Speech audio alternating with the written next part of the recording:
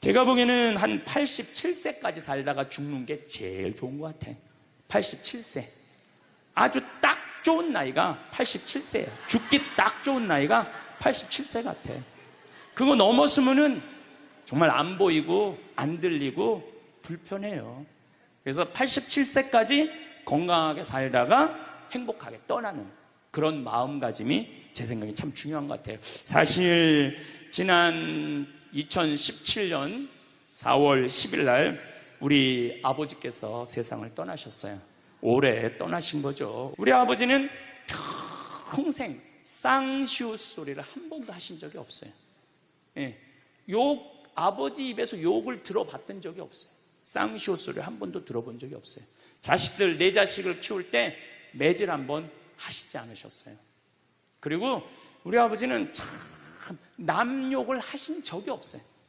보통 뭐 누구 욕도 하고 정치인 욕도 하고 뭐 세상도 욕하는데 한 번도 욕하신 적이 없어요. 그리고 지금 요즘 아버지 생각을 이렇게 보면은 아버지한테 제일 놀라운 거는 우리 아버지가 그냥 옛날에 연초제조창이라고 담배 회사 그냥 기능 공무원이셨어요. 그러니까 뭐 여유 있게 돈을 쓰실 기회가 없으셨죠. 근데 어렸을 때도 돈이 없어서 불편하다, 돈이 있었으면 좋겠다, 그런 말씀 하신 적이 없어요.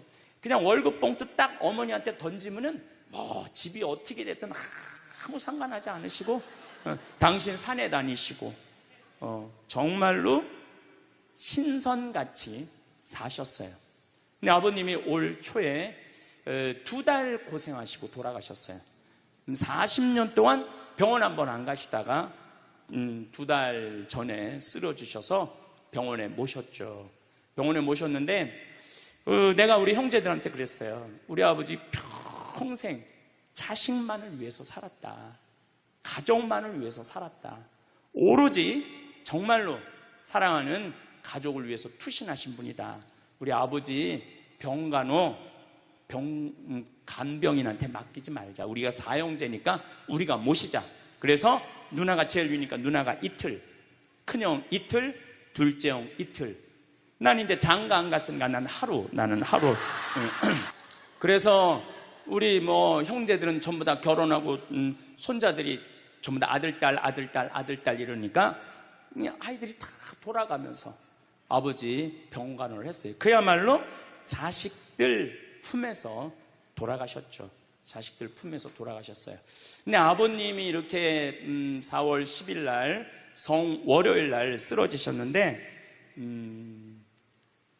의사들이 심폐소생술 하겠느냐고 그랬을 때 우린 싫다고 그랬어요. 왜 마지막으로 돌아가시는 아버지 갈비뼈를 다 부러뜨려?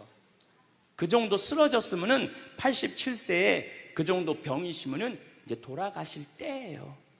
근데 많은 경우 돌아가실 때 심폐소생술 하게 돼 있어요. 근데 우리는 원하지 않았어요. 4자식 다. 그리고 아버님이 이 골수염이라는 이 병을 앓으셨는데 좀 많이 아프신 병이에요, 마지막에. 그래서 내가 아버지 원도 한도 없이 마약 놔드렸어요. 모르핀. 왜 죽기 전에 아프면서 죽어야 돼? 마약. 그래서 조금만 아픈 기미만 보이면은 간호사한테 가갖고 마약 놔달라고, 모르핀 놔달라고. 여러분들, 죽기 전에 하느님이 인간한테 준 최고의 선물이 뭔지 아세요? 마약이에요. 마약. 그래서 호스피스 병동에서 아플 때 진통제 놔드리는 거, 마지막 효도는 마약 많이 놔드리는 거예요. 그래서 우리 아버지 돌아가시기 전에 원도 한도 없이 마약하고 가셨어요. 원도 한도 없이. 무슨 얘기냐면 부모하고 자식은 살아서도 좋고 죽어서도 좋아야 돼. 그런데 부모님이 10년 동안 똥오줌 싸고 치매 걸려갖고 지겨워. 부모님 찾아오지도 않았어. 그래갖고 부모님이 돌아가셨어. 그럼 자식이 땅을 치고 불효한 것에 대해서 울면서 통곡해. 그리고 돌아가셨는데도 부모님 먼 데다 모셔놔갖고 1년에 한 번, 2년에 한 번 가고, 살아서도 안 좋고 죽어서도 안 좋은 거예요. 그러니까 여러분들은 살아서도 좋고 죽어서도 좋은 부모 자식 관계를 유지하려면 죽음에 대해서 생각을 많이 하셔야 돼. 죽음에 대해서. 여러분은 몇 살까지 살고 싶으신가요? 황창현 신부님께서는 87세까지 살다가 죽는 게 제일 좋은 것 같다고 하시는데요. 저는 나이 들어서 너무 오래 사는 것도 고통일 것 같습니다. 자식과 살아서도 좋고 죽어서도 좋으려면 죽음에 대해 잘 생각해야 합니다. 자식 또한 부모님이 돌아가시고 나서 불효한 것에 대해 울면서 후회하지 않을 수 있어야 합니다. 오늘 황창현 신부님께서는 죽었다가 다시 살아난 사람들 2,500명에게 들은 하늘나라의 경험에 대해 말씀해 주시는데요. 죽으면 끝일까요? 끝이 아닐까요? 영상 후반부에 있는 나이가 들어도 늙지 않는 비밀, 무병장수하는 7가지 장수 습관도 꼭 끝까지 들어보셨으면 좋겠습니다. 황창현 신부님의 행복 특강, 지금 바로 시작하겠습니다. 영상이 마음에 드신다면 구독, 좋아요, 알림 설정 부탁드립니다. 제가 지금 화의 도전이라는 주제로 강의를 하고 있습니다. 지금은 4차 산업혁명 시대에 들어서고 있다고 그래요. 도대체 4차 산업이 뭐냐? 1차 산업은 증기기관의 발명 이후부터 1차 산업이에요. 1800년서부터 한 1900년대까지 이 와트라는 사람이 증기를 가지고 힘을 쓰면서부터 증기기관차, 증기기선, 배, 그 다음에 옷 짜는 것도 증기방적기, 뭐 이래갖고 영국에서 시작된 산업혁명을 1차 산업이라고 그래요. 그리고 2차 산업은 에디슨이 1905년에 발견한 전기, 이 전기, 이게 1905년에 에디슨이 발명한 거예요. 그래서 이 전기로부터 시작되는 것을 2차 산업이라고 그래요. 지금 우리는 이 전기의 혜택을 다 받고 살죠. 여러분들 전기 다리미, 그 다음에 세탁기, 냉장고, 텔레비전, 전기 아닌 게 하나도 없어요. 여기 계신 분들은 2차 산업의 혜택을 받고 사시는 분들이죠. 그런데 3차 산업은 컴퓨터, 인터넷, 특별히 스티브 잡스가 시작한 스마트폰, 이게 완전히 세상을 완전히 바꿔놓은 것 3차 산업이에요. 1차 산업 때는 안 태어났지만은 2차 산업, 3차 산업은 누리고 사시는 분들이에요. 그런데 지금은 무슨 시대로 들어서느냐 하면 4차 산업 시대로 들어서고 있어요. 4차 산업이라는 건 뭐냐면은 인공지능, 로봇, DNA 조작, 이런 완전히 새로운 세상이 펼쳐지고 있죠. 지금 1940년도에 태어나신 분들, 1940년에서 49년 사이에 태어나신 분들 손 들어보세요. 이분들이 제일 복잡한 세상 속에서 살아가는 거예요. 이게 너무 세상이 변하는 걸 다 누리고 살아가는 분들이 지금 1940년서부터 50년, 1950년, 60년에 태어난 분들이 2차 산업, 3차 산업, 심지어 4차 산업 시대까지 살고 있는 거예요. 1941년에 이제 내일 모레겠네요. 12월 8일 날 일본이 진주만을 습격을 해요. 그거를 여러분들은 무슨 전쟁으로 들었느냐면 대동아 전쟁으로 들었어요. 그거는 일본 입장이고, 일본이 대동아 전쟁이지 우리는 아무 상관없어요. 근데 우리는 대동아 전쟁에 내가 그때 고생했다고 그러는데 그건 일본의 속국의 입장이야. 그러니까 그 대동아 전쟁이라는 말 우리 쓰지 말아야 돼. 태평양 전쟁이겠지. 미국하고 일본하고 한 전쟁. 그 태평양 전쟁 속에서 태어나갖고 고생이란 고생은 다 한 분들이 지금 70대예요. 그 전쟁 끝나고 좀 나은 줄 알았더니 6.25가 또 터졌네.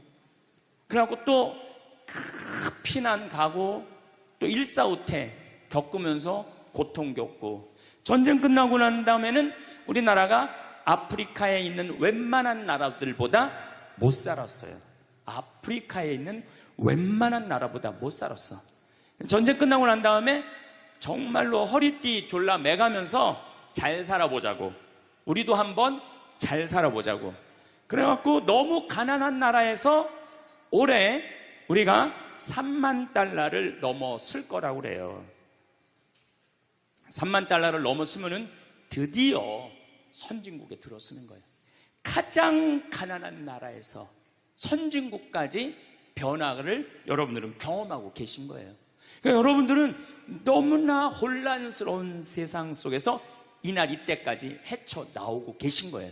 근데 문제는 이제 2020년부터 펼쳐질 4차 산업 시대, 이것까지 살아야 되니까 얼마나 복잡해. 이것까지 살아야 되니까 그냥 중간에 살다가 죽으면은 이 꼴 저 꼴 안 보고 그냥 좋은데, 아니 안 죽으면서 지금 70대 후반 되신 분들 앞으로 보통 20년 정도 더 사실 거예요. 70년대 후반 되신 분들. 근데 60대 되신 분들은 120살까지 거의 살 거예요. 지금 60대 되신 분들은. 그리고 재수 없는 60대들은 200살까지 살 거예요. 200살까지. 재수 없는 60대들은. 그 이야기를 제가 오늘 하려고 그러는 거예요. 자, 제가 한 10년 전에 평화방송에 이런 강의를 했었어요. 아마 또 평화방송에서 계속 틀어주니까 그 내용이 나올 거예요. 10년 전에 한 얘기예요. 앞으로 2020년이 되기 시작하면은 인간은 세 종류로 나눠질 것이다. DNA 조작 인간. 이제 DNA를 조작할 수가 있어요. 우리가 눈을 밝게 할 수도 있고, 귀를 잘 들리게 할 수도 있고, 근육이 완전히 이 아놀드 슈왈거네처럼 근육이 막 이렇게 튀어나오게 할 수도 있어요. 운동 안 해도 DNA 조작 인간. 옛날에는 DNA를 한번 내가 DNA가 어떤지 검사하려고 그러면은 2억 내지 3억이 들었어. 그런데 지금은 내 DNA를 검사하는데 얼마면 검사할 수 있냐면 5만 원이면 검사할 수 있어요. 5만 원이면. 세상이 엄청 변한 거예요. 그래서 이제는 지금 태어나는 아이들은 이제 아파서 병원 가는 일은 거의 없을 거예요. 미리 병원에서 전화를 해요. 너 요때쯤 심장마비가 올 DNA가 있다. 와서 고쳐라. 그럼 DNA 조작만 하면 심장마비가 넘어가는 거예요. 그러니까 안젤리나 졸리라는 미국의 영화 배우가 있어요. 2010년에 유방을 잘랐어요. 왜냐하면 DNA 검사를 해보니까 언니도 그렇고 엄마도 그렇고 유방암이 있는 거야. 본인도 유방암에 걸릴 확률이 있는 거야. 그러니까 미리 병을 예방을 하는 시대가 오는 거예요. 그게 DNA 조작 인간이에요. 근데 우리 교회는 그런 걸 절대 허락하지 않죠. 절대 허락하지 않는데 절대 현대인들은 할 거라는 거예요. 그 다음에 두 번째 인간은 어떤 인간이냐면 사이버 인간, 기계 인간이에요. 인공지능 로봇 인간. 그래갖고 이 인공지능 로봇 인간이 나오면은 안 그래도 1940년서부터 지금까지 복잡다단한 세상을 살아왔는데 이제 로봇하고 같이 살게 되는 세상이 이제 곧 되는 거죠. 그리고 이제 세 번째 인간은 오리지널 인간. 여러분들, 저나 여러분들. 근데 누가 제일 떨어지느냐? 오리지널 인간이 제일 떨어질 거예요. 그래서 앞으로는 이제 어떤 세상이 제일 걱정되는 게 뭐냐면은 로봇가 공장에서 일하는 거예요. 로봇가 공장에서 일을 하게 되면은 많은 노동자들은 일자리를 잃어버려요. 현재 몇 명 정도 일자리를 잃어버릴 걸로 예상을 하느냐면 8억 명 정도가 일자리를 잃어버린대. 8억 명. 그러니까 노동자의 4명 중에 1명은 일자리를 잃어버리는 거예요. 이거 보통 심각한 문제가 아니에요. 그래서 이제 웬만한 사람들은 공장에서 일할 수가 없어. 누가 다 일을 해?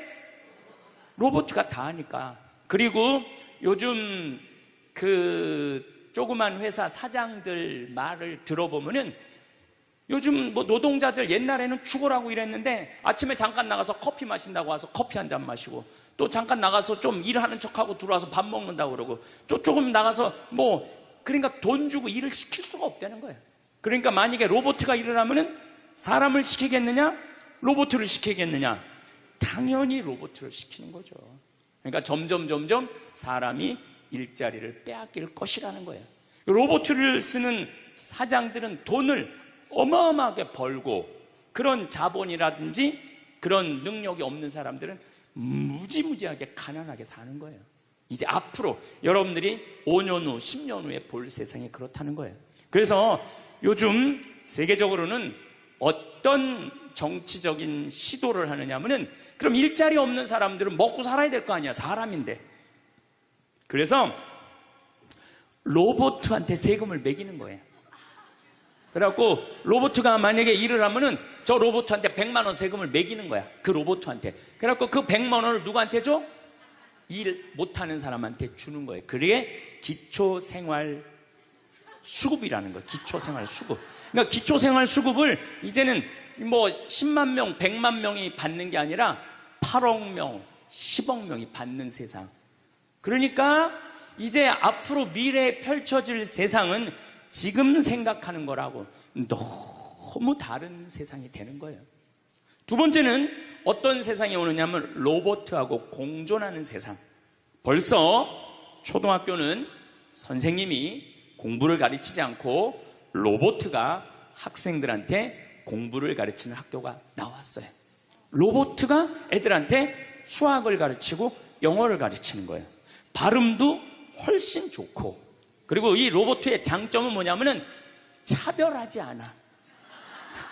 로봇은 얘가 부잣집 아들이든지 얘가 공부를 못하든지 잘하든지 차별하지 않는 거예요. 그리고 웬만한 선생님보다 훨씬 잘 가르친다는 거예요. 그러니까 이제는 로봇가 교사가 되는 그런 시대가 온 거예요. 또 이제는 앞으로는 무슨 세상이 될 거냐면, 어린아이들 돌보는 보모가 누가 돌보느냐면 로봇가 돌보는 거예요. 나 동화책 읽어줘. 그럼 엄마는 나 바빠, 짜증나, 아이 너 잠이나 자, 이런데 보모 로봇은 나 동화책 읽어주면 아주 부드러운 소리로 짜증 한번 안 부리고. 그러니까 애가 엄마를 좋아하는 것보다는 누구를 더 좋아해? 로봇 보모를 더 좋아하는 거야. 나 엄마 필요 없다고. 이거 정말 우스갯소리가 아니라요, 진짜 벌어질 일이에요. 또 이제 로봇은 아내가 중풍이 걸렸어. 그래서 움직이질 못해. 그럼 누가 병간호를, 운동을 도와주느냐 하면 로봇가 도와줘요.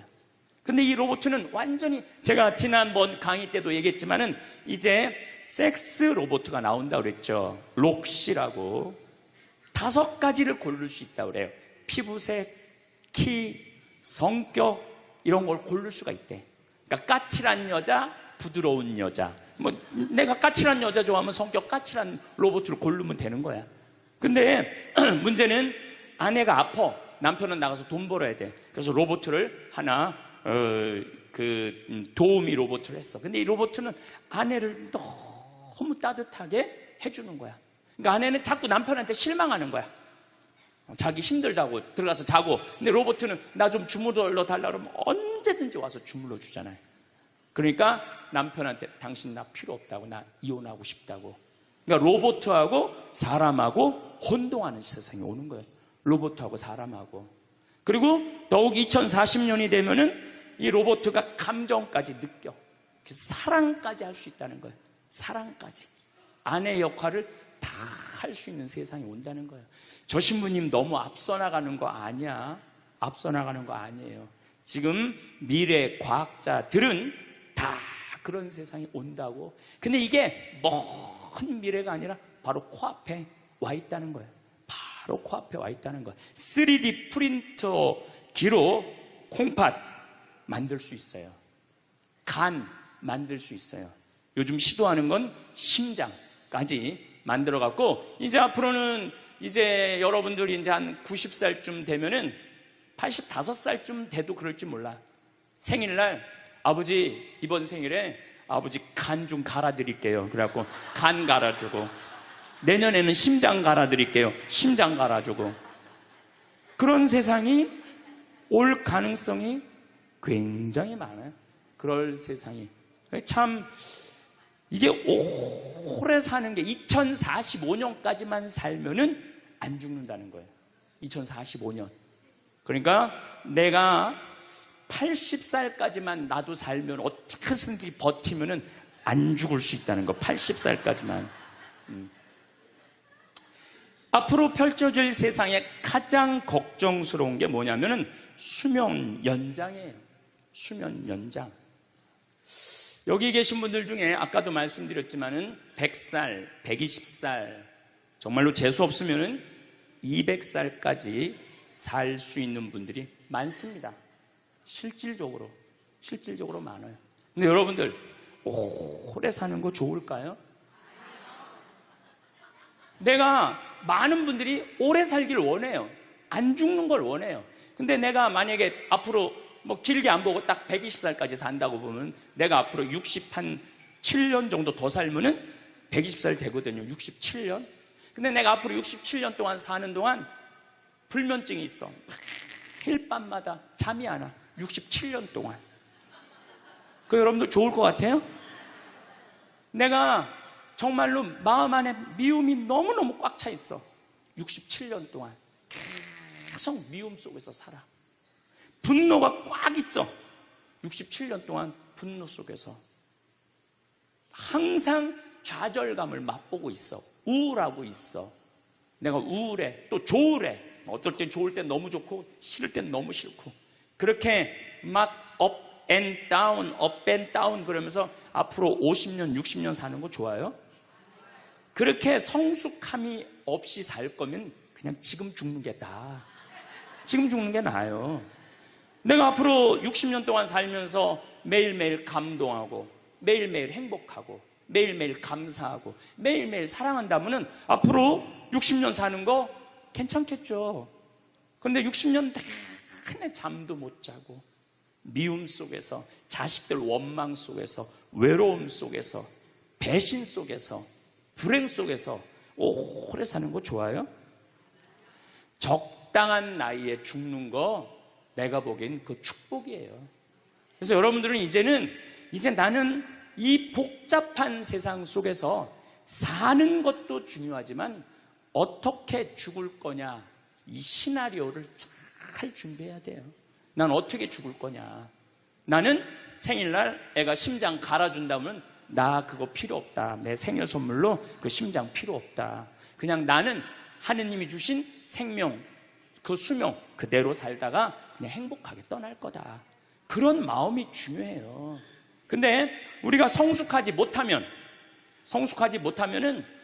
그냥 무조건 안 죽으려고만 용을 쓰는 거예요. 또 하늘나라에 대한 희망이 없는 사람들이 안 죽으려고 그러는 거예요.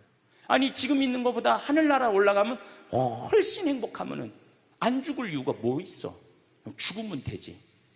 그냥 사는 날까지 즐겁게 살다가 죽는 날 즐겁게 죽으면 되는 거예요. 이 훈련이 꼭 필요해요. 여러분들 이게 뭐 요즘 알고리즘 그러는데 그건 다 제쳐두고 내가 인생의 설계가 필요해. 나는 몇 살까지 살다가 더 이상 치료받지 않고 암이 걸리면은 안 갈고 그냥 안 갈고 간 안 갈고 신장 안 갈고 췌장 안 갈고 그냥 하느님 품으로 간다는 생각이 아주 중요하다는 거예요. 제가 보기에는 한 87세까지 살다가 죽는 게 제일 좋은 것 같아. 87세. 아주 딱 좋은 나이가 87세예요. 죽기 딱 좋은 나이가 87세 같아. 그거 넘었으면은 정말 안 보이고 안 들리고 불편해요. 그래서 87세까지 건강하게 살다가 행복하게 떠나는 그런 마음가짐이 제 생각에 참 중요한 것 같아요. 사실 지난 2017년 4월 10일 날 우리 아버지께서 세상을 떠나셨어요. 올해 떠나신 거죠. 우리 아버지는 평생 쌍시옷 소리를 한 번도 하신 적이 없어요. 예, 아버지 입에서 욕을 들어봤던 적이 없어요. 쌍시옷 소리를 한 번도 들어본 적이 없어요. 자식들, 내 자식을 키울 때 매질 한 번 하시지 않으셨어요. 그리고 우리 아버지는 참 남 욕을 하신 적이 없어요. 보통 뭐 누구 욕도 하고 정치인 욕도 하고 뭐 세상도 욕하는데 한 번도 욕하신 적이 없어요. 그리고 지금 요즘 아버지 생각을 이렇게 보면은 아버지한테 제일 놀라운 거는 우리 아버지가 그냥 옛날에 연초제조창이라고 담배 회사 그냥 기능 공무원이셨어요. 그러니까 뭐 여유 있게 돈을 쓰실 기회가 없으셨죠. 근데 어렸을 때도 돈이 없어서 불편하다, 돈이 있었으면 좋겠다, 그런 말씀 하신 적이 없어요. 그냥 월급 봉투 딱 어머니한테 던지면은 뭐 집이 어떻게 됐든 아무 상관하지 않으시고 당신 산에 다니시고 정말로 신선같이 사셨어요. 근데 아버님이 올 초에 2달 고생하시고 돌아가셨어요. 40년 동안 병원 한번 안 가시다가 2달 전에 쓰러지셔서 병원에 모셨죠. 병원에 모셨는데 내가 우리 형제들한테 그랬어요. 우리 아버지 평생 자식만을 위해서 살았다. 가족만을 위해서 살았다. 오로지 정말로 사랑하는 가족을 위해서 투신하신 분이다. 우리 아버지 간병인한테 맡기지 말자. 우리가 사형제니까 우리가 모시자. 그래서 누나가 제일 위니까 누나가 이틀, 큰형 이틀, 둘째 형 이틀. 난 이제 장가 안 갔으니까 나는 하루. 그래서 우리 뭐 형제들은 전부 다 결혼하고 손자들이 전부 다 아들, 딸 이러니까 그냥 아이들이 다 돌아가면서 아버지 병간호를 했어요. 그야말로 자식들 품에서 돌아가셨죠. 자식들 품에서 돌아가셨어요.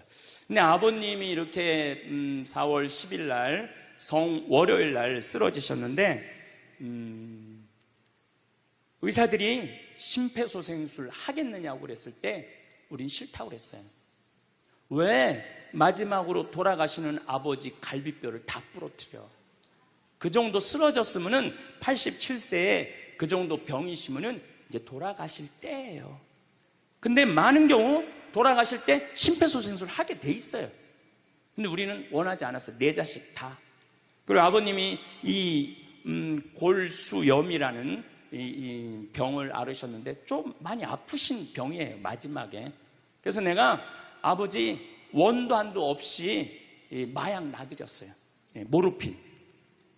왜 죽기 전에 아프면서 죽어야 돼? 마약. 그래서 조금만 아픈 기미만 보이면은 간호사한테 가갖고 마약 놔달라고, 모르핀 놔달라고. 여러분들, 죽기 전에 하느님이 인간한테 준 최고의 선물이 뭔지 아세요? 마약이에요. 마약. 그래서 호스피스 병동에서 아플 때 진통제 놔드리는 거, 마지막 효도는 마약 많이 놔드리는 거예요. 그래서 우리 아버지 돌아가시기 전에 원도 한도 없이 마약하고 가셨어요. 원도 한도 없이. 그 조금의 고통을 덜어주는 게 내가 보기에는 효도라는 생각이 들더라고요. 아버지 이렇게 쓰러졌을 때 생명 유지장치 하겠느냐고 의사들이 얘기를 하더라고요. 우리는 아무도 원하지 않았어요. 그냥 아버님 편안하게 보내드리고 싶다고. 왜? 우리 아버지는 참 행복하게 사셨어요. 자식들이 아버지를 너무너무 좋아하고 사랑하고. 그래서 뭐 효도를 뭐 원도 한도 없이 해드렸냐, 이럴 건 자신 있게 말씀 못 드리죠. 하지만 그래도 자식들이 아버지, 손자, 손녀들이 할아버지 너무너무 사랑했기 때문에 편안하게 보내드릴 수 있었어요. 제가 작년에 왠지 우리 아버님한테 용돈을 많이 드리고 싶더라고요. 평생 돈 한번 넉넉하게 써보시지 못한 아버지한테 용돈 많이 드려야 되겠다. 그래서 제가 작년에는 이제 외부 강의, 한 달에 한 번 하면 한 번, 두 번 하면 두 번. 아버지가 무슨 돈을 이렇게 많이 주느냐고, 신부님. 아버지 원도 한도 없이 마음껏 써보시라고. 그래서 작년 한 해 내도 그전에는 조금씩 용돈 드리다 작년에는 그냥 막 이만큼씩 드렸어요. 아버지 원도 한도 없이 쓰시라고. 마음 안에 이런 마음이 있었어요. 한번 평생 마음껏 돈 한번 써보시지 못한 아버지 마음껏 돈 쓰시라고. 그랬다 뭐 1억을 드리거나 2억을 드린 게 아니야. 100만 원, 200만 원, 한 달에 300만 원 용돈 드린 거죠. 그러니까 아버님이 노인정에 그 노인 어르신들 밥 다 사고, 또 우리 자녀들이 그 23명인데 아버지한테 식사하러 가면은 아버지가 밥값을 다 냈대. 우리 누나가 항상 하는 얘기가 아버지 지갑에 항상 100만 원 있었대요. 그래갖고 얼마나 기분이 좋아. 아버지 돌아가셨을 때 노인정에서 그랬대요. 물주 세상 떠나서 어떻게 하느냐고 그랬대. 물주 세상 떠나서 어떻게 했느냐고. 아버님이 1년 동안 원도 한도 없이 즐겁게 사시다가 세상 떠난 거예요. 저는 효도도 나중에 한다는 건 다 거짓말이야. 효도하려면 언제 해야 돼? 지금 해야 돼, 지금. 부모님한테 돌아가시고 난 다음에 땅을 치고 통곡하는 거 다 소용없어요. 그냥 내가 지금 할 수 있을 때 최선을 다해서 효도하는 게 그게 효도라는 생각이 들더라고요. 어쨌거나 아버님은 쓰러지신 날 당신 스스로 걸어서 화장실 가셔서 아침까지, 그리고 오후 1시에 쓰러지셨어요. 그래갖고 밤 10시 41분에 돌아가셨어요. 근데 제가 아버지한테 그랬어요. 아버지, 돌아가시려면은 오늘 돌아가셔야 된다고. 왜냐하면 그날이 성월요일이었거든요. 성화요일 날 돌아가시면은 장례미사를 못해요. 왜냐하면 성목요일 날은 장례미사를 못하게 돼 있어요. 성금요일, 토요일 다 장례미사 못해요. 그리고 예수부활 대축일 장례미사 못해요. 그리고 그 다음 월요일 날 장례를 해야 되는 거야. 의사 선생님은 오늘 내일 돌아가실 것 같다고 그러는데 내가 그랬어. 돌아가시려면 오늘 돌아가시라고, 내일 돌아가시지 말고. 근데 딱 10시 41분에 돌아가셨어요. 그래서 성수요일 날 아버님 장례 미사를 하는데 우리 수원교회 주교님 4분이 다 오셨어. 얼마나 그게 영광스러워요. 주교님이 4분이나 오셨으니까.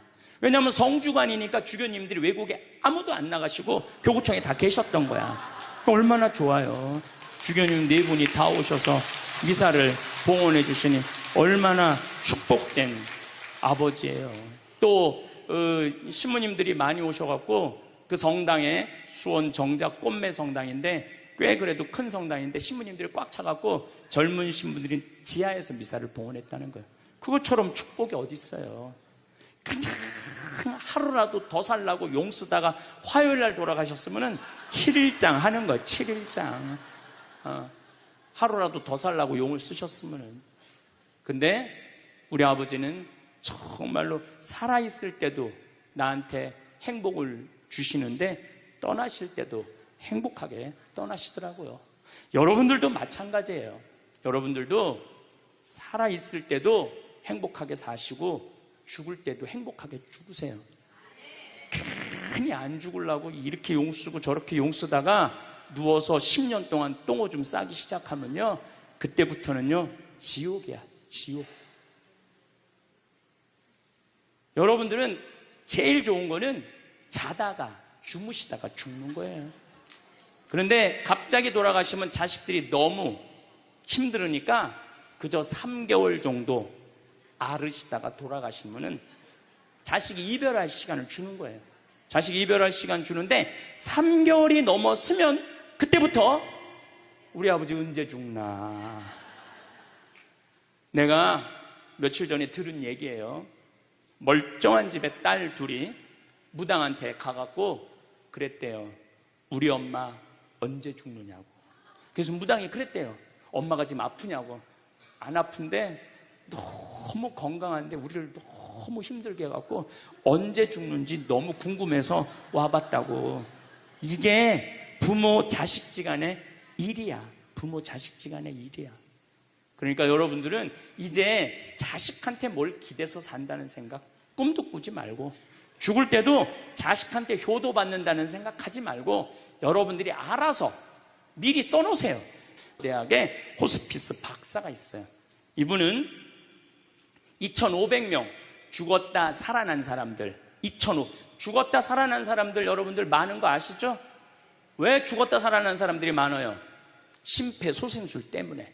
의술이 좋아갖고 죽었다 다시 살아난 사람들 2,500명을 조사를 해봤어. 근데 죽었다 살아난 사람들의 경험, 하늘나라에 대한 경험을 얘기를 들어보니까 너무 평온하고 너무 행복하다는 거예요. 그리고 죽으면은 바로 몸에 빠져나가서 자기를 본대요. 자기를. 그래갖고 여러분들 죽은 사람들 그 주위에서 그 이 친지들이 하는 말이 다 들린대. 그 몇 분 동안, 하늘나라 올라가기 전에 몇 분 동안은. 그러니까 절대 죽은 사람한테 그렇게 살더니 참 잘 죽었다 그런 소리 하면 안 된다는 거예요. 끝까지 좋은 소리를 해야 된다는 거예요. 사랑한다, 고맙다, 하느님 품으로 가라, 예수님, 마리아, 요셉한테 가라, 정말로 기도해 줄 테니까, 이렇게 말해야지. 그렇게 우리를 괴롭히더니 이렇게 죽는다고, 정말로 지옥에 갈 사람이라고 이렇게 말하면은 다 영원히 듣는다는 거예요. 그리고 죽었다 살아난 사람들의 아주 기가 막힌 얘기는, 안 못 보는 사람은 죽으면 다 보인다는 거예요. 눈이 다 보인다는 거예요. 그게 그냥 하는 게 아니라 다시 살아 돌아와서 아무것도 못 봐. 근데 의사가 무슨 반지를 어떻게 꼈고, 이 병원이 어떻게 생겼고, 누가 어느 자리에 있는지까지 다 아는 거야. 죽었다가 죽으면은 눈이 보이는 거야. 다리 없는 사람은 다리가, 자기 다리가 있다는 거예요. 듣지 못하는 사람은 듣고, 아픈 사람은 아픈 부위가 다 없어진다는 거야. 그러니까 여러분들 지금 살아있으면서 뭐 몸에 허리도, 아까 할아버지 한 분 안수해달라고 그래갖고 안수해, 허리가 막 이렇게 구부러진 사람 죽으면 딱 펴진다는 얘기예요.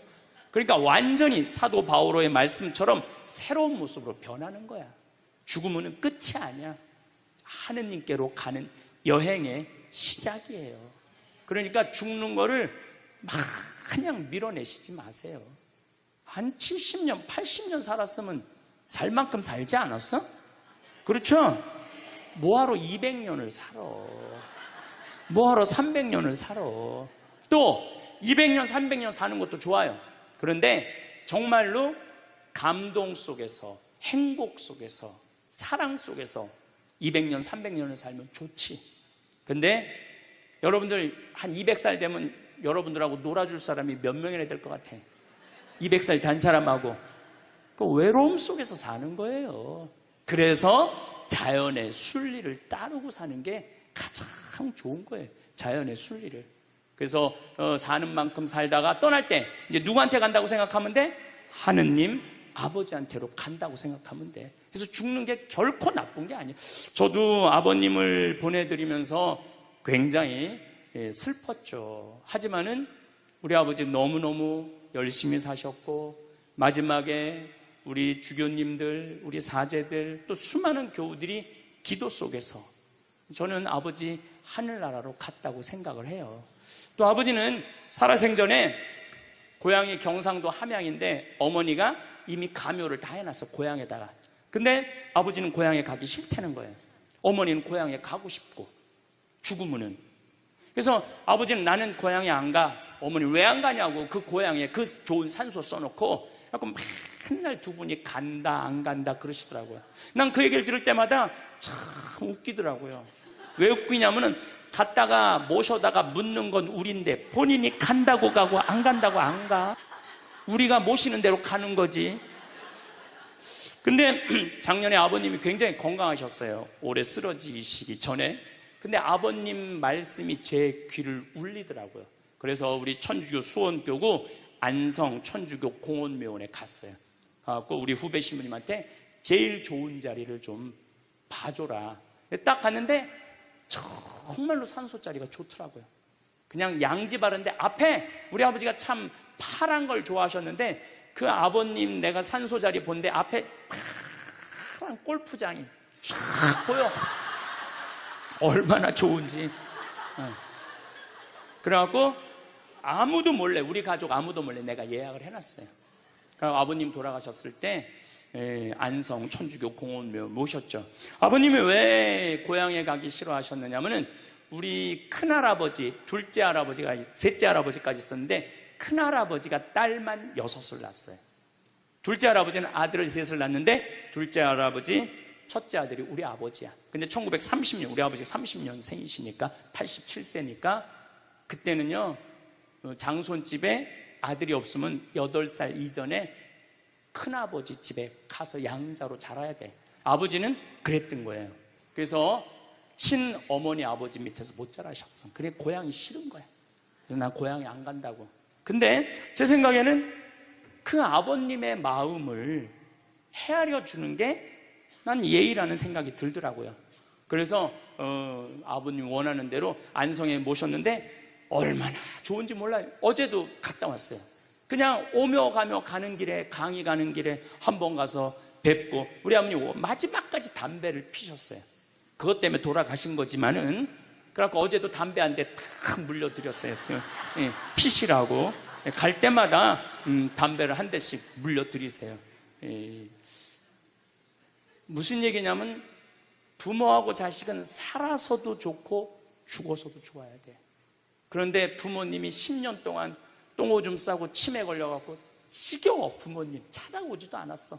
그래갖고 부모님이 돌아가셨어. 그럼 자식이 땅을 치고 불효한 것에 대해서 울면서 통곡해. 그리고 돌아가셨는데도 부모님 먼 데다 모셔놔갖고 1년에 한 번, 2년에 한 번 가고, 살아서도 안 좋고 죽어서도 안 좋은 거예요. 그러니까 여러분들은 살아서도 좋고 죽어서도 좋은 부모 자식 관계를 유지하려면 죽음에 대해서 생각을 많이 하셔야 돼. 죽음에 대해서. 근데 이제 아버님 돌아가셨는데 딱 화요일 하루 장례를 했는데 조문객들이 얼마나 많이 왔는지 밥을 7번을 했대요. 보통 장례 밥 한 번 한대. 근데 밥을 7번 했대. 우리 형님 둘도 나만 활동을 많이 하는 게 아니라 형님 둘도 어마어마하게 친구가 많더라고. 보니까 우리 누님도 그렇고. 그러니까 그냥 1000명 이상이 조문객이 왔으니까 조의금도 굉장히 많이 들어왔다는 얘기죠. 조의금도. 근데 내가 그 조의금을 싹 모아서 평창으로 갖고 왔어요. 우리 형제들은 조의금을 구경도 못했어요. 제가 왜 그걸 싹 모아서 갖고 왔느냐 하면은, 내가 본당 신부 때 장례 식장에 교우들 초상 남은 가면은 상주가 안 나와. 왜 안 나오냐 그랬더니 저기 지금 방에 들어가고 조의금 갖고 싸운다는 거야. 네가 더 가질 거냐, 내가 더 가질 거냐. 여러분들, 저는 우리 지금 대한민국이 이 변화, 제가 변화의 도전이라는 주제로 강의를 하지만 이 변화되는 세상에 생각을 바꿔야 돼요. 이제 지금 기업의 0.3%가 우리나라 총이익의 50%를 갖고 있대요. 그러면 그 0.3% 되는 대기업가들이 다 가난한 사람을 위해서, 나라를 위해서 세금을 내놔야 돼요. 이 시대는 이제 로봇가 자리 다 뺏어가고 사이버 인간이 다 뺏어가고 우리는 어떻게 살아, 인간은. 그래서 이 정치가 중요한 거예요, 21세기는. 그래서 그런 사람들 다 뺏어서 직장 생활 못하는 사람들한테 기초생활급 줘야 돼. 또 직장 생활 안 하는 사람들은 사람이 일을 안 하면요 행복하지 않은 거예요. 일을 안 하면. 여기 계신 분들 혹시 불면증 걸리신 분들 있죠? 제가 불면증 치료법 알려드릴게요. 어떻게 하면 잠을 잘 오느냐면 아침 6시에 일어나. 그래갖고 아침 기도해. 아침 기도, 부모를 위한 기도, 나라를 위한 기도, 자녀를 위한 기도 다 해. 그리고 정성스럽게 이불 개고 세수, 머리도 다 드라이기 쓰지 말고 수건으로 다 말려, 머리도. 그리고 밥 정성스럽고 해 먹고, 목욕탕도 가갖고 묵지기도 5단 있는 힘 땀 다 빼고, 그리고 발차기도 하고, 목욕탕 안에서 제일 좋은 거라는 거예요. 그리고 산책하고 미사 참여하고 성서 쓰고 정성스럽게 행동을 하세요. 설거지도 정성스럽게 하고. 그러면은 저녁 8시만 되면 기절해서 자요. 여러분들이 하루 생활이 정성스럽지 않기 때문에 잠을 못 자는 거예요. 기절해서 자요. 저는 요즘 지금 목도 지금 특강을 너무 많이 해갖고 목이 쉬었는데, 요즘 이렇게 어제도 대전 강의 갔다 와서 7시만 되니까 막 눈알이 뒤집어지려고 그러더라고요. 눈알이. 그러면 자는 거예요.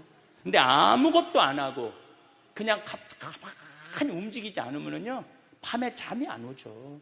당연히 잠이 안 오죠. 그래서 정성스럽게 사는 게 중요한 거예요. 어쨌거나 하여튼 아버님 그 조의금을 싹 갖고 왔어요, 평창에. 그래갖고 내가 우리 형제들한테 얘기했어요. 아버님 돌아가신 조의금은 어린아이를 위해서 쓸 거고, 어머님이 돌아가신 조의금은 노인분들을 위해서 쓸 거다. 그래서 이번에 잠비아에 에이즈 어린이 고아원 짓는데 아버님 조의금 보냈어요. 빈센트 병원에서 이번에 20명을 수술을 해줬는데 그중에 2명 아버님 조의금으로 또 수술도 해주고 아직도 많이 남아있어. 아직도. 이제는 여러분들 떠날 때 자식한테 주고 떠나지 마세요. 세상에 주고 떠나세요. 어떤 세상에? 어렵고 힘들고 고통받는 사람들한테 주고 떠나세요. 그리고 미국이나 유럽은 보통 할머니들이 다 나 조의금 어디다 보내라, 어느 수도원에 보내라, 어느 고아원에 보내라, 어느 장애시설에 보내라, 다 그런 데는 거예요. 대한민국 사람들만 죽을 때까지 이기적으로 죽는 거예요. 살아서도 이기적으로 살고 죽을 때도 이기적으로 죽는 거예요. 그래서 하여튼 우리 형제들은 조의금 구경도 못했어. 대신 내가 우리 형제들한테 보내준 선물이 있어요. 조의금 명단은 다 보내줬어. 타이프 쳐갖고. 갚아야 될 거 아니야. 갚아야 될 거 아니야. 되게 죽은 사람들의 경험을 들어보면은 내가 이 키블러 로스라는 이분 책을 요즘 계속 읽고 있는데 기가 막힌 거는 딸이 죽었어. 근데 다시 살아났어. 근데 이 딸이 아빠 엄마한테 얘기하는 거. 엄마 아빠 내가 죽었는데 오빠가 나를 너무 행복하게 기다리고 있어. 그래서 그 오빠랑 놀았는데 너무너무 행복했어. 근데 이 엄마 아빠는 너무너무 놀란 거예요. 왜 놀랬느냐 하면은 이 아이가 태어나기 전에 오빠가 죽어갖고 단 한 번도 오빠 얘기를 한 적이 없거든. 근데 죽어서 그 오빠가 기다리고 있는 거예요. 그러니까 이 기가 막힌 노릇 아니에요. 또 이런 경우도 있었다고 그래요. 어떤 경우가 있었느냐 하면은 교통사고가 났어. 여동생, 오빠, 아빠가 했는데 오빠하고 아빠는 죽은 거야. 이 여동생은 다 기절한 상태에서 죽었는지 안 죽었는지 확인할 길이 없잖아요. 근데 다시 죽었다고 생각하고 병원에 가서 살아났어. 근데 이 여동생이 엄마 너무 슬퍼하지 마. 하늘나라에서 오빠하고 아빠가 날 기다리고 있어. 너무 행복해. 근데 얘는 오빠하고 아빠가 죽었는지 모르는 상태에 혼수 상태인데 그걸 아는 거예요. 근데 여기 특징 중에 하나는 죽어서는 살아있는 사람은 절대 못 본대요. 죽은 사람만 본다는 거예요. 죽은 사람만 하늘나라 가서 본다는 거예요. 그래서 여러분들도 세상 떠나면은 하느님 기다리고 있고 너무 행복한 나라로 가는 거예요. 그러니까 죽음은 그 번데기가 이 알을 까고 자기 껍데기를 까고 나비가 되는 것처럼 지금보다도 훨씬 아름다운 세상으로 가는 게 죽음이에요. 이제 21세기는 안 죽는다고 100살을 사니 200살을 사느니 좋은 게 아니에요. 100살, 200살 동안 불면증, 우울증, 미움, 분노, 외로움, 심심함으로 사는 것보다 그냥 한 70, 87세까지 살다가 죽어갖고 행복하게 먼저 떠난 사람들하고 하느님 품에서 행복하게 사는 게 좋죠. 그래서 여러분들 이제 행복하게 살다가 행복하게 떠나셔야 돼. 그리고 제가 늘 말씀드리지만 나중에 행복하지 마세요. 언제 행복해? 지금 행복하세요. 지금. 나중에 돈 쓰지 말고 언제 써? 지금 쓰세요. 지금. 그리고 여기 있는 분들 지금 얼굴을 보니까 돈 쓸 수 있는 마지막 얼굴들이 많다니까. 마지막 얼굴들이 많아. 그리고 우리나라는 이제 드디어 3만 달러를 넘어서요. 선진국 대열에 들어서요. 선진국에 들었으면은 어르신들, 노인분들 연금 지금 20만 원에서 60만 원, 70만 원으로 다 올라가요. 그러니까 돈 없는 거 걱정하지 마세요. 여러분들이 엉뚱한 사기에만 안 당하면은 먹고 사는데 아무 지장 없어. 욕심만 안 부리면은 충분히 행복하게 살 수 있어. 그리고 이렇게 강의 따라다니면서 배우는 여러분들, 진리를 목말라 하는 여러분들은 앞으로 행복하게 사실 수 있으세요. 예. 인생의 주인공은 나야. 내 자식이 아니고 내 남편이 아니고 내 아내가 아니야. 내 행복은 누가 책임지느냐 하면 내가 책임지는 거야. 내가 지금 불행한 거는 남편 탓도 아니고 자식 탓도 아니고 누구 탓이야? 내 탓이야. 왜? 나를 위해서 쓰는 법을 배운 적이 없어. 나를 위해서. 버는 법은 배웠는데 쓰는 법을 배운 적이 없어. 본인들을 위해서 쓰세요. 자, 1960년대, 70년대는 열심히 살아야 돼. 너 정말로 아끼고 살아야 돼. 가난했을 때 얘기해요. 이제 3만 달러가 넘었을 때는 이제는 재밌게 살고 행복하게 살고 의미 있게 살고 나누고 살아야 돼. 언어가 이제는 바뀌어야 돼. 그래서 여러분들 정말로 이제는 의미 있고 재미있고 행복하게 생활하시길 바라겠습니다. 다음 시간은 의미 있고 재미있고 행복한 삶이 뭔지 제가 말씀드리도록 하겠습니다. 감사합니다. 여러분은 몇 살까지 살고 싶으신가요? 아무리 오래 살아도 건강하게 살지 못하면 소용없는 것이겠지요. 오늘은 무병장수하는 7가지 장수 습관을 말씀드리겠습니다. 나이 들수록 운동보다 이 습관만큼은 목숨 걸고 꼭 해야 합니다. 사람마다 인생의 길이가 있습니다. 우리는 그걸 수명이라고 말합니다. 그렇다면 왜 어떤 사람은 오래 살고 다른 사람은 짧게 살까요? 2022년 노인 학회지에 발표된 연구에 따르면 실험 연구에 참가했던 사람 중에 긍정적이고 낙관적인 사람은 그렇지 않은 사람보다 90세 이상 살 가능성이 높았다고 발표했습니다. 다시 말해서 두려움과 걱정을 없애라는 말입니다. 사람들이 의외로 모르는 7가지 장수 습관. 지금 이 영상을 보고 난 뒤 한 번에 모든 걸 하려고 하지 않고 7가지 습관 중에 한 개만 딱 가져가겠다는 마음으로 30분 안에 실천해 보세요. 무병장수 인생을 사는데 많은 도움을 줄 거라 확신합니다. 첫 번째, 절대 귀가 멀어지면 안 됩니다. 흔히 나이를 먹으면 귀가 잘 안 들리게 되는 게 당연하다고 여기는데 청력 감퇴는 그리 쉽게 볼 문제가 아닙니다. 귀가 잘 안 들리면 인지 기능이 급격히 떨어지게 되기 때문입니다. 청력이 떨어지면 다른 사람과 대화할 일이 줄어듭니다.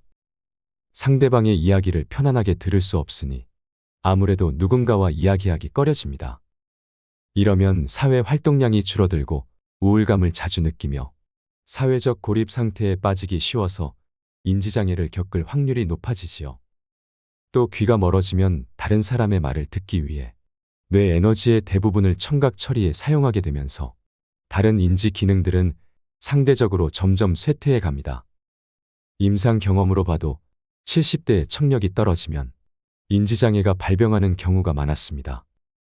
따라서 귀가 잘 안 들린다면 이비인후과에 방문해서 난청의 진행을 늦추는 동시에 주저하지 말고 보청기를 사용해야 합니다. 귀 건강을 유지해서 다른 사람과 계속 대화할 수 있다면 인지장애가 발병할 위험도 줄어들게 할 수 있습니다. 옛날에는 보청기가 크고 갑자기 소리가 울리기도 해서 여러모로 불편했지만 요즘에는 기술이 발달한 덕에 성능이 좋아진 데다 크기도 작아져서 편리해졌습니다. 가격은 보통 100만원, 300만원대로 예전에 비해 저렴한 편이나 그래도 부담스럽다면 월 2만원, 3만원 정도로 사용할 수 있는 렌탈 서비스가 있으니 시험 삼아 이용해 보길 추천합니다. 저렴하면서도 성능 좋은 보청기를 빌려서 쓸 수 있을 것입니다. 아울러 난청의 진행 정도에 따라서 청각 장애인으로 인정받으면 국가에서 제공하는 보조금을 받을 수도 있습니다. 두 번째, 나이 들수록 외모에 신경 써야 합니다. 심리치료법 중에 행동을 변화시켜서 감정을 조절하는 행동치료라는 방법이 있습니다. 흔히 알고 있는 인지치료와 대응하는 개념으로 이전과는 다른 새로운 경험을 시도하거나 낡은 습관을 바꿔서 마음을 치료하는 방법입니다. 이는 60에서 70대 노인이 젊어지는 방법으로도 딱 들어맞습니다. 기분이 좋지 않을 때 억지로라도 화장을 하고 머리를 다듬으면 마음이 한결 나아집니다. 보통은 행동보다 마음이 먼저라고 생각하기 쉽지만 때로는 마음이 행동의 지배를 받습니다. 다시 말해 예쁜 옷을 입거나 보톡스로 주름을 펴는 등 외모에 신경을 씀으로써 감정까지도 조절할 수 있습니다. 따라서 고령자일수록 외모 관리가 중요합니다. 지금까지 만나온 여러 환자들을 보더라도 겉모습이 노인에 가까울수록 감정의 노화가 더욱 성큼성큼 진행되어 결국에는 전신 기능이 쇠약해지는 경우가 많았습니다. 반대로 노인임에도 외모에 신경을 쓰는 사람은 대체로 건강합니다.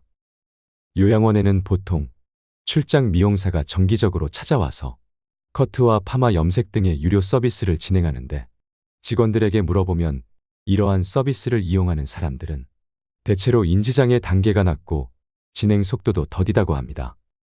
나 역시 인지장애를 앓고 있는 고령의 여성이 공들여 화장한 모습을 보면서 어딘가 모르게 생기가 넘치는 듯하다는 느낌을 여러 차례 받은 적이 있습니다. 나이든 여성이라면 화장을 하고 머리를 손질할 뿐 아니라 필러나 보톡스를 맞아서 피부를 젊게 유지하는 것도 정신 건강에 도움이 됩니다. 최근에는 가격이 상당히 저렴해져서 3에서 6개월에 한 번씩 30만, 40만 원 선이면 이용할 수 있습니다. 피부 관리를 받으면 확실히 눈에 띄게 주름이 펴지고 예뻐집니다. 나이가 들어도 주변 사람들에게 충분히 매력적으로 보일 수 있습니다. 아직도 우리나라에서는 이러한 안티에이징 시술을 반칙이라고 여기는 사람이 많습니다. 하지만 노후에는 어떤 일이라도 반칙으로 단정짓지 않는 사고방식이 중요합니다. 세 번째, 고기를 먹어야 합니다. 강연장에서 고령자일수록 고기를 먹어야 한다라고 말하면 열의 9은 콜레스테롤 수치가 걱정된다는 대답이 돌아옵니다. 이러한 걱정을 덜어주기 위해 여기서 확실하게 언급하건대 콜레스테롤이 몸에 해롭다는 말은 가짜 뉴스, 즉 잘못된 정보입니다. 오히려 노후에 건강하게 지내려면 콜레스테롤은 반드시 필요합니다. 애초에 콜레스테롤은 인간을 포함한 동물의 몸을 구성하는 지방의 일종입니다. 성호르몬과 세포막의 재료로서 생명체에게 없어서는 안 될 주요한 성분입니다. 그뿐 아니라 뇌에서 세로토닌을 운반하는 중요한 역할을 맡고 있습니다. 세로토닌이란 뇌의 신경세포들 사이에서 여러 자극이나 감정을 전달하는 신경 전달 물질 중의 하나입니다.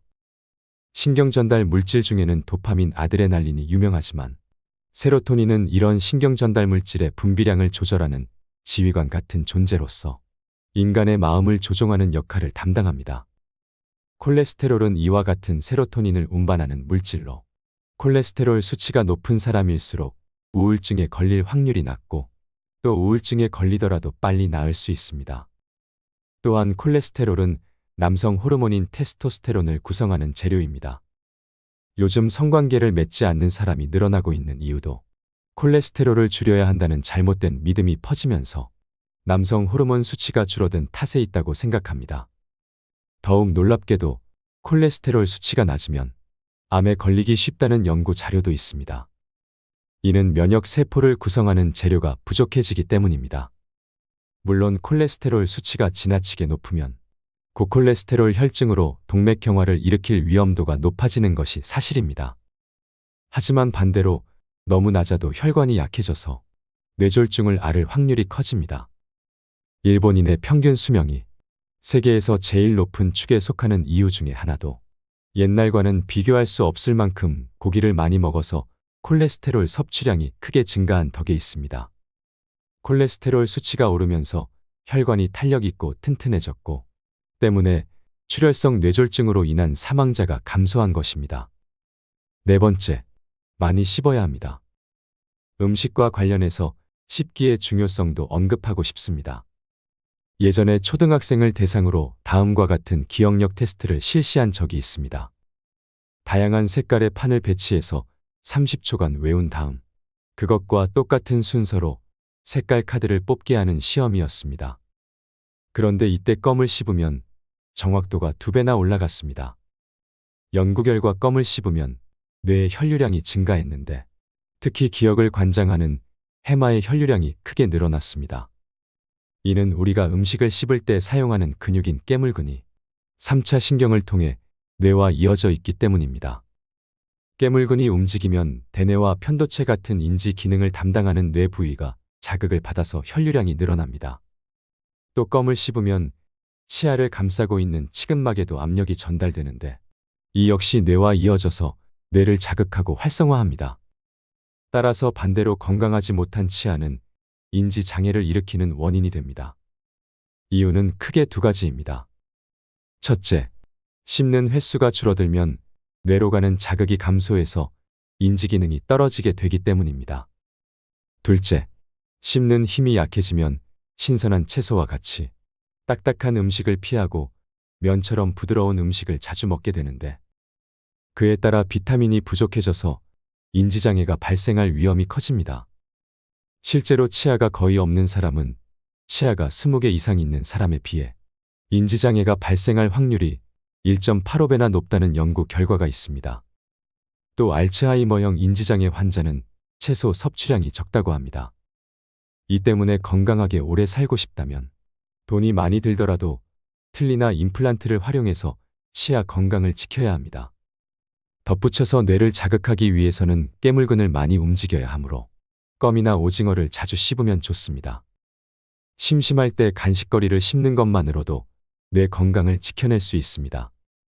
새끼 식사를 할 때에도 젊었을 때보다 더 많이 씹어먹는 습관을 들여야 합니다. 이러한 작은 습관이 뇌의 노화를 늦춥니다. 5번째, 무슨 일이든 일을 해야 합니다. 세계적으로 인정받는 장수 지역에는 다음과 같은 공통점이 있다고 합니다. 무엇보다도 사람들이 꾸준히 몸을 움직입니다. 장수 지역에는 나이가 들어도 밭일, 정원 가꾸기, 집안일 등으로 꾸준히 몸을 움직이는 사람들, 즉 일하는 사람들이 많았습니다. 그 외에도 배부르게 먹지 않기, 목적 의식 지니기, 스트레스 해소하기 등의 공통점이 있었지만 건강하게 오래 살기 위한 조건으로 꾸준히 몸을 움직이는 것, 즉 일하기를 제일 중요하게 꼽았습니다. 일하기의 중요성을 알려주는 또 다른 예로는 영국의 한 경제지에서 수십 년에 걸쳐 진행한 행복도에 관한 조사를 들 수 있습니다. 여기서는 이혼이나 배우자의 사망 실업과 같은 삶의 큰 사건으로 사람의 행복도가 어떻게 달라지는지를 조사했는데 인간의 행복도에 가장 크게 부정적인 영향을 미치는 요소는 실업이었습니다. 이혼이나 배우자의 사망보다 일자리를 잃는 일이 인간을 가장 불행하게 만드는 요소였습니다. 인간에게 일은 절대 없어서는 안 될 요소입니다. 세계 각지에서 진행된 비슷한 조사들에서 모두 늙어서도 계속 일해야 오래 살 수 있고 행복도도 높다는 결론이 나왔습니다. 관련 자료를 다 소개하자면 책 한 권을 채우고도 남을 정도로 방대합니다. 그만큼 과학적으로 밝혀진 사실임이 틀림없다는 뜻입니다. 노후를 건강하고 행복하게 그리고 유의미하게 보내기 위한 가장 중요한 조건은 일하기라고 생각합니다. 정년이 곧 은퇴가 아님을 명심하고 연령에 맞게 아니 때로는 나이를 잊고서라도 계속 일하는 것이 인생을 의미 있게 보내는 방법입니다. 6번째, 규칙적인 생활로 수면 리듬을 유지해야 합니다. 불면증의 원인은 다양합니다. 우울증이 원인인 경우도 있고 순환기계 질환처럼 몸 상태가 좋지 않아서 잠을 못 자는 경우도 있습니다. 하지만 대부분은 잠들지 못할까봐 두려워하는 정신적인 문제에서 기인합니다. 이러한 종류의 불면증은 규칙적인 생활을 하면 크게 나아집니다. 먼저 밤에 잘 자기 위해서는 아침에 일어나는 시간을 일정하게 유지해야 합니다. 회사에 다닐 때는 출근 시간이 정해져 있으므로 저절로 기상 시간이 일정할 수밖에 없었는데 당시에는 무척 피곤하게 느껴졌겠지만 그것은 우리의 몸과 마음에 좋은 영향을 미쳤습니다. 매일 같은 시간에 일어나는 습관이 심신의 변화를 최대한 막아주었기 때문입니다. 그러나 은퇴 후 그럴 필요가 없어서 기상 시간이 들쑥날쑥하게 되면 세로토닌과 같은 신경 전달 물질의 분비가 줄어들고 세로토닌이 부족해지면 수면을 유도하는 멜라토닌이 줄어들어 수면 장애를 겪기 쉽습니다. 따라서 신경 전달 물질의 정상적인 분비를 촉진하기 위해서는 매일 아침 같은 시간에 일어나야 합니다. 전날 밤 푹 자지 못했건 늦게 잠이 들었더라도 아침이 되면 평소와 같은 시간에 침대에서 나와야 합니다. 당일은 조금 피곤하고 졸리겠지만 길게 보면 뇌와 몸을 지키는 좋은 습관입니다. 여기에 매일 아침 같은 시간에 식사를 하면 수면에 더욱 긍정적인 효과를 미칩니다. 수면 리듬을 일정하게 유지하기 위해서는 식생활의 리듬도 중요하기 때문입니다. 7번째, 성호르몬 감소를 주의하세요. 중장년층은 성호르몬 감소에도 주의해야 합니다. 나이를 먹으면 남성은 남성 호르몬이, 여성은 여성 호르몬이 줄어듭니다. 남자든 여자든 모두 중성화된다는 말입니다. 성호르몬 감소는 우리의 몸과 마음의 변화를 일으킵니다. 이로 인한 갱년기 장애는 주로 여성에게서 나타난다고 알려져 있지만 사실 남성에게도 갱년기 장애가 찾아옵니다. 갱년기 장애가 오면 자율신경계의 이상으로 온몸에 다양한 증상이 나타납니다. 피로감, 권태감, 우울증, 다한증, 두근거림, 잔뇨감, 어깨 통증, 관절통 등 이것이 다 성호르몬 균형이 깨지면서 나타나는 증상입니다. 특히 갱년기에는 남녀할 것 없이 마음의 병을 호소하는 사람이 늘어납니다. 우울증 진단을 받은 사람은 보통 여러 가지 갱년기 질환을 함께 앓는 경우가 많습니다. 미국과 유럽에서는 성호르몬이 감소하면 호르몬 보충요법을 받는 것이 일반적이며 보험도 적용됩니다. 하지만 우리나라에서는 부작용을 우려해서인지 남녀 모두 이를 선호하지 않습니다. 나는 여성이든 남성이든 호르몬 보충요법을 적극적으로 이용을 권장합니다. 만약 갱년기 장애를 앓고 있는 남성이라면 주저하지 말고 병원에 있는 남성 건강 클리닉 등을 방문해서 상담을 받아보세요. 마지막으로 노후에 주어진 7만 3천 시간을 의미 있게 살고 싶다면 기억해야 할 것이 있습니다. 1960년대에는 평균 수명이 남성은 65세, 여성은 70세였습니다. 당시 정년은 평균 55세였으므로 퇴직 후 남성에게 남은 생은 고작 10년 정도였습니다. 하지만 지금은 퇴직 후 남은 생이 20년을 훌쩍 넘어 30년에 가까워졌습니다. 여생이라 부르기에도 민망한 긴 시간입니다. 정년을 맞이한 60세의 나이는 새로운 인생이 시작되는 해라고 봐야 합니다. 노후에 우리에게 주어진 시간은 얼마나 될까요? 식사, 수면, 목욕 등 일상생활에 필요한 시간을 빼고 나면 하루 24시간에서 대략 10시간 정도가 남는다고 합니다. 1년으로 따지면 3,650시간입니다. 요즘에는 80세까지 건강한 사람이 많으므로 60세부터 20년 동안 약 7만 3천 시간이라는 자유시간이 주어집니다.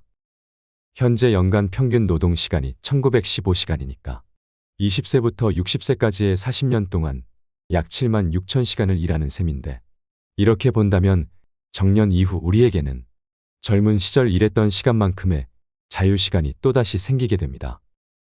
노후에도 여전히 많은 시간이 남아있는 것입니다. 노후에 주어진 터무니없이 긴 시간을 유의미하게 보내는 방법은 두 가지입니다. 하나는 공부하기이고 나머지 하나는 일하기입니다. 안타깝게도 인간의 뇌는 공부와 일 외에는 쉽게 질려버리기 때문입니다. 유럽과 미국에서는 행복한 은퇴 생활이라는 말을 즐겼으면 일찍 은퇴한 뒤 노후에는 여행과 취미 생활을 마음껏 즐기며 살아야 한다는 사회적 분위기가 형성되어 있지만, 이는 어디까지나 분위기일 뿐 실상은 좀 다릅니다. 취미와 여행에 빠져 지내는 시간은 기껏해야 2에서 3년 정도이고, 이후에는 이런 삶에 조금씩 실증내는 사람이 많아진다고 합니다. 환갑을 맞이하기 전까지는 60대가 되면 쉬면서 마음대로 놀고 싶다는 생각이 있었어도 이제는 그러한 인생을 살겠다는 마음을 아예 접는 노인분들이 많습니다. 그래서 힘이 닿는 한 앞으로도 계속 지금까지 해왔던 방식대로 일하자고 마음먹는 게 좋습니다. 75세, 80세는 일할 수 있다면 계속 일하는 편이 좋다는 말은 과학적으로도 증명된 사실입니다. 실로 다양한 연구와 조사를 통해 노동은 인간을 건강하게 오래 살도록 해주고 인생의 충실감을 느끼게 해주며 행복한 노후를 보내게 해준다는 점이 밝혀졌습니다. 물론 여기서 말하는 노동은 현역 시절 때처럼 매일 꼭 8시간 정도 근무해야 한다는 뜻이 아닙니다. 자신의 시간에 맞춰 파트타이머로 일해도 좋고, 또 집안일이나 봉사활동처럼 다양한 형태의 노동도 포함됩니다. 무병장수하는 7가지 장수 습관 어떠셨나요? 마지막으로 행복하려면 꼭 기억해야 할 10가지에 대해 말씀드리겠습니다. 행복의 조건 10가지. 운동하라. 행복의 첫째 조건이 건강이다. 건강을 잃으면 다 잃는 것이다. 감사해라. 없는 것에 자꾸 불평하지 말고 가지고 있는 것에 5가지씩 감사하라. 대화하라. 마음이 잘 맞고 통하는 사람과 대화하라. 별난 사람과 억지로 잘 지내려다 가시에 찔리지 마라. 나이 들어서는 스트레스 받아가면서 억지로 인연을 이어갈 필요가 없다. 내가 좋아하는 사람과 지내라. 공부해라. 평생 공부한다는 마음으로 공부해라. TV 시청을 반으로 줄여라. 규칙적인 생활을 해라. 많이 웃어라. 나이 들어 잔주름이 많아도 웃는 얼굴은 평안해 보인다. 수다 떨며 살아야 한다. 입과 혀를 많이 움직여야 치매 예방에 좋다. 주변의 소중한 이들에게 먼저 전화해라. 사랑도 먼저 하는 것이 중요하다. 나 자신을 사랑하라. 자신을 귀하게 여겨라. 나를 사랑할 줄 아는 사람이 남도 사랑할 수 있다. 나이 드신 분들 중에는 자신보다 자식에게 올인하는 사람이 많다. 이것은 어리석은 일이다. 나보다 자식이 먼저인 사람의 자식은 절대로 행복할 수 없다. 부담과 죄책감을 안고 살아가기 때문이다. 이웃에 친절하라. 지혜로운 노인은 베풀고 산다. 이는 물질적인 것뿐만 아니라 정신적인 면도 포함된다. 먼저 배려하고 친절을 베풀고 사랑하라. 오늘 이야기한 내용이 여러분들께 도움이 되었으면 좋겠습니다. 이상으로 책틀맨이었습니다. 끝까지 시청해 주셔서 감사합니다.